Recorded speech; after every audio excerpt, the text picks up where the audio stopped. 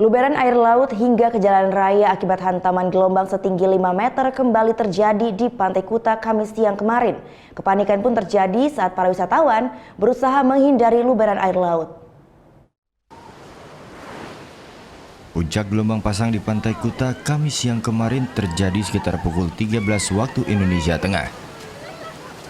Hantaman gelombang setinggi 5 meter kembali menyebabkan air laut meluber hingga ke jalan raya.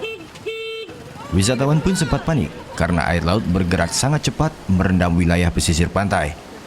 Wisatawan yang tak sempat menghindar harus merelakan pakaiannya basah kuyup terkena cipratan air laut.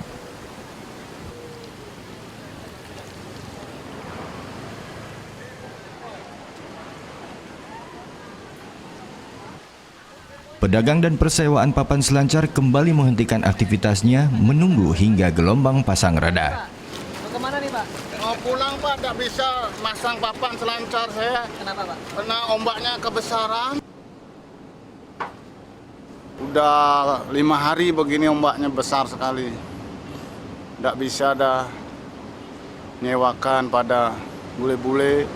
Bule pada takut semua lihat ombak besar. Biasa kan udah bule-bule berdatangan ke Bali, ternyata ombaknya begini jadinya balik dia ke hotelnya. Meski masih tinggi, hantaman gelombang pasang hari ini tak sekuat Rabu kemarin. Saat puncak gelombang pasang kemarin, hampir seluruh wilayah pesisir Pantai Kuta terendam air laut hingga 30 cm.